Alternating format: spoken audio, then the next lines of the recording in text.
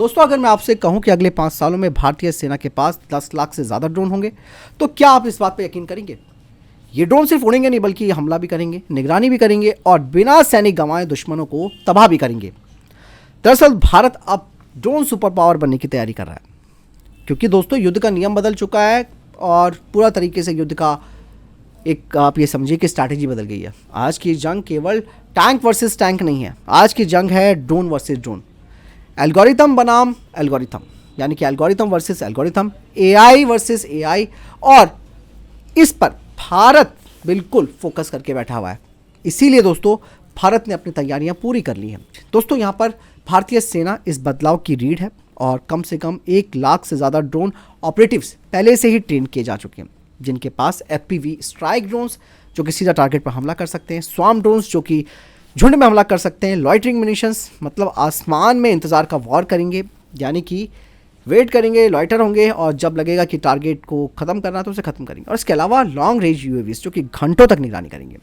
इसलिए आपने देखा होगा कि भारतीय सेना की एक नई फॉर्मेशन सामने आई है, शक्तिवान रेजिमेंट, जिसमें कि लार्ज स्केल अनमैन्ड वॉरफेयर्स की जो एक रीढ़ मानी जा रही है। अश्नि प्लाटून्स 385 इन्फेंट्री बटालियन में एम्बेडेड। हर बटालियन के पास दोस्तों अपनी ड्रोन स्ट्राइक कैपेबिलिटी है, यानी कि हर इन्फेंट्री यूनिट अब मिनी एयरफोर्स बन चुकी है। ये बहुत बड़ा गेम चेंज है दोस्तों।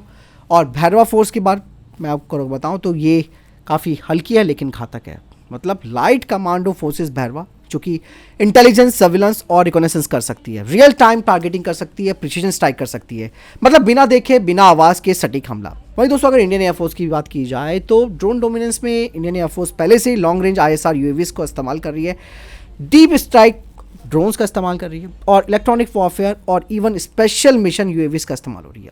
मतलब ड्रोन अब peace time surveillance, high intensity war दोनों का एक बड़ा हिस्सा बन चुका है। और नेवी की बात की जाए तो समुद्र में दोस्तों अनमैन्ड पावर, नेवी का फोकस है इस पर, एयरबॉर्न ड्रोन्स पर है, unmanned surface vessels, under water drones, मतलब मैरीटाइम सर्विलांस से लेकर anti submarine warfare, mine counter measures, strike support, मतलब समुद्र में भी अब इंसान नहीं मशीनें आगे रहेंगी। और यही हाल दोस्तों हमारी इंडियन कोस्ट गार्ड का भी है, जो कि EEZ मॉनिटरिंग करती हैं। कोस्टल सिक्योरिटी के लिए इनका इस्तेमाल होगा, सर्च एंड रेस्क्यू के लिए होगा।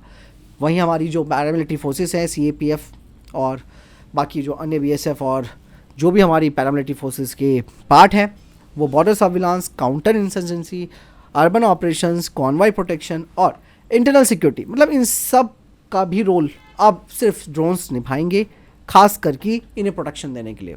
मतलब पूरा का पूरा अनमैन्ड इकोसिस्टम जो कि small FPV, short range drone, swarm systems, loitering munition, large range ISR and strike UAVs, ground unmanned vehicles, under water drones, unmanned surface vessels, मतलब इसके अलावा ट्रेनिंग, AI और फ्यूचर वॉरफेयर। मतलब भारत ने अब drone of technology and warfare centres तक भी अपने शुरू कर दिए हैं, जिसमें कि 30 से ज़्यादा इमर्जिंग टेक्नोलॉजी पर काम किया जा रहा है। AI, cyber, electronic warfare training दी जा रही है, सिमुलेशन बेस्ड वॉरफेयर लैब्स तैयार हो चुकी है। टारगेट साफ है कि 2030 तक पूरा टेक एब्जॉर्प्शन करना। यहाँ पर दोस्तों अगले 5 सालों में भारत 10 लाख से ज़्यादा अनमैन्ड सिस्टम्स को सर्विस में ला सकता है।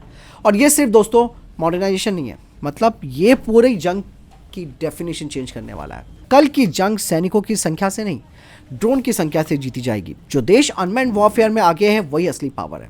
भारत पीछे नहीं है, लीड करने जा रहा है बाकायदा। फिलहाल आपको क्या लगता है इस बारे में कमेंट सेक्शन में लिखकर बताएं। मतलब के साथ जय हिंद, वंदे मातरम।